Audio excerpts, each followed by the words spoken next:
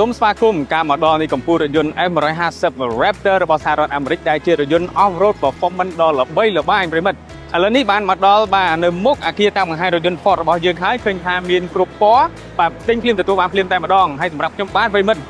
ទុកចិត្ត 100% តែម្ដងលើ M150 Raptor នេះបាទព្រោះថាការប្រើប្រាស់មិនថាក្នុងក្រុងមិនថាក្រៅក្រុងបាទមិនថាផ្លូវ Off-road មិនថាឡើងភ្នំចុះទឹកលើខ្សាច់លើថ្ម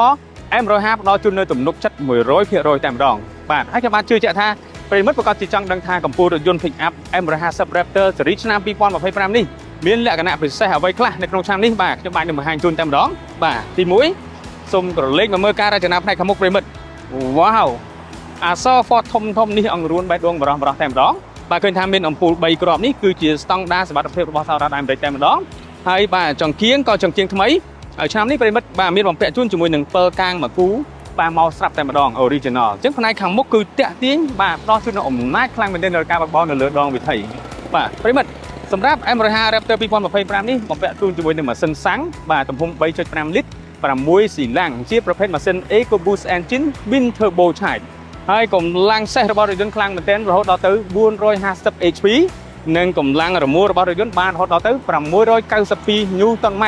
បាទសម្រាប់ប្រអប់លេខជាប្រអប់លេខអូតូម៉ាទិកបាទ10វគ្គអូតូម៉ាទិកបាទហើយមាន pedal shift បញ្ជាដូរលេខនៅលើដៃអង្គតតែម្ដងប្រិមិត្តណាបាទសម្រាប់ជើងក្រោមប្រិមិត្តបលាំងដាស់ការពារជើងក្រោម5កន្លែងផ្សេងគ្នាបាទហើយសំបីតែផ្នែកខាងក្រោមនេះយើងឃើញថាបាទដៃឃ្លោងស្លាបបញ្ជាគឺធំមែនទែនបាទស័ក្តិសមជារថយន្ត Off-road Performance មែនទែនប្រិមិត្តតោះឥឡូវខ្ញុំនាំប្រិមិត្តបាទមើលកង់របស់រថយន្តបាទ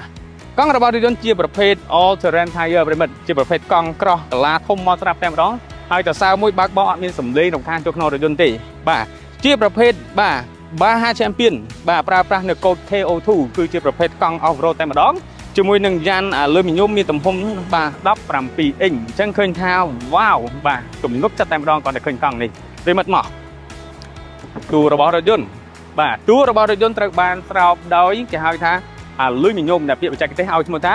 Aluminum Alloy Body Military Grade បាទគឺវាស្រាលវាស្វិតប៉ុន្តែផ្ដល់ជូននូវភាពរឹងមាំបាទចុះនិយាយពីគ្រោងរបស់រថយន្តវិញបាទគ្រោងតួទាំងមូលរបស់រថយន្តនេះបាទត្រូវបានបំពាក់ជាមួយនឹងដែកថែបម្យ៉ាងដែលមានឈ្មោះថា High Strength Boron Steel គឺជាដែកថែបដែលប្រើប្រាស់នៅក្នុងវិស័យឧស្សាហកម្មយន្តហោះគឺថាទំនុកចិត្តនៃផ្ដល់សុវត្ថិភាពនឹងគឺពេញលេញតែម្ដងប្រិមត្តណាបាទសូម្បីតែឈ្នន់ Off-road គោះសូលផាំងចឹងតែម្ដងប្រិមត្តណាឃើញថាបងបរោះពិតជាពេញចិត្តបាទផ្នែកខាងក្រោយនេះឃើញថាមានតែម៉ាស Raptor ដ៏ស្រស់ស្អាតបើនិយាយពីបូមរបស់រថយន្តវិញបាទទាំងខាងមុខទាំងខាងក្រោយបំពាក់ជូនជាមួយនឹងបូម Fox Racing Shock បាទទំហំ 3.1 អ៊ីងជាប្រភេទ Live Valve Internal Bypass គឺជាប្រភេទបូមសម្រាប់រថយន្ត Off-road Performance តែម្ដងប្រិមិត្តណាហើយសម្រាប់បាទឆ្នាំនេះ2025អត់មានប្រើជាទាទេផ្នែកខាងក្រោយនេះគឺប្រើជូនដោយបូមរសជំនួសវិញជាមួយនឹងដៃឃ្លោងទាំងសងខាងផ្ដល់ជូននូវផាសុកភាពក្នុងការបើកបរនៅ Off-road តែម្ដងតោះប្រិមិត្តឥឡូវយើងមើលផ្នែកខាងក្រោយវិញម្ដងណាបាទតែខាងក្រៅនេះឃើញថាមានអក្សរ Ford ធំស្អាតតាក់ទាញប្រិមិត្តណាមើលទៅអំណាចបាទបំពង់ស៊ីម៉ាំងភ្លោះទាំងសងខាងកំណត់សំឡេងរោបានប្រហឹមព្រោះមែនទែនបាទយើងមានតាំងពីដៃធ្ពក់សដៅផងដែរហើយសម្រាប់បាទទ្វារផ្នែកខាងក្រៅនេះគឺយើងអាចបញ្ជាបើកបានតាមរយៈសោបាទខ្ញុំចុចបញ្ជាបើកបានចឹងតែម្ដងប្រិមិត្តណាជាពីចម្ងាយ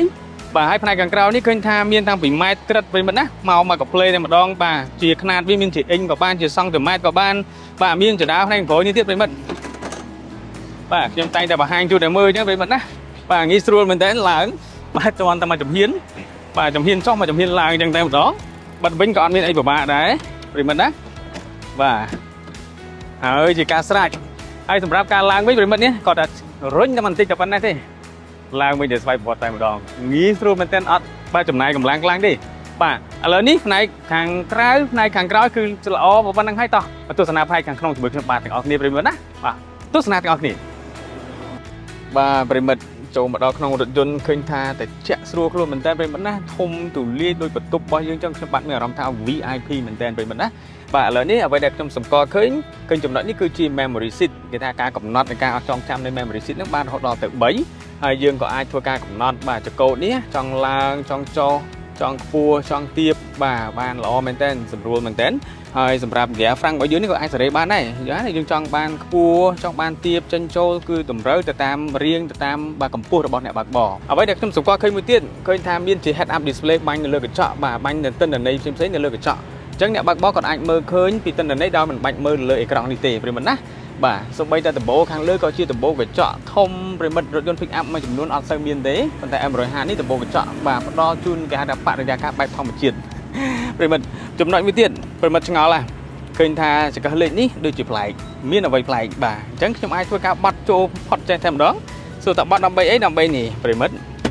កម្រោនេះដាក់ laptop មួយគ្រឿងធ្វើការតិចតួចនៅលើរថយន្តតែម្ដងហើយបើសិនជា laptop ប្រិមិត្តអស់ថ្មណាប្រិមិត្តណាបញ្ចូលនៅទីនេះបានតែម្ដងកម្លាំងភ្លើង AC 120V ប្រិមិត្តអស់ថ្មគឺសាកនៅចំណុចនេះបានតែម្ដងបាទប្រិមិត្តយ៉ាងណាដែរបន្ទាប់ពីបាក់ស្ដាប់របត់បង្ហាញត្រួសរបស់ខ្ញុំបាទអញ្ចឹងខ្ញុំបាទជឿជាក់ថាប្រិមិត្តប្រកាសជាចង់ដឹងលម្អិតបាទចង់មកមើលរថយន្តផ្ទាល់ក៏ដូចជាចង់បើកបរសាក់លបងនៃរថយន្តឲ្យដឹងពីកម្លាំងអ្វីដែលខ្ញុំនិយាយនេះជាការពិតឬអត់ប្រិមិត្តណាបាទអញ្ចឹងខ្ញុំបាទសូមអញ្ជើញប្រិមិត្តបើចង់បានព័ត៌មានមើលអាចទំនាក់ទំនងមកកាន់ Facebook Page ផ្លូវការរបស់ Ford Cambodia បាទឬក៏ប្រិមិត្តអាចអញ្ជើញមកទស្សនារថយន្តផ្ទាល់នៅអគារតាំងបង្ហាញរបស់រថយន្ត Ford ដែលមានដូចជាសាខាព្រះមនីវង្សសាខាទឹកថ្លាសាខាទួលសង្កែ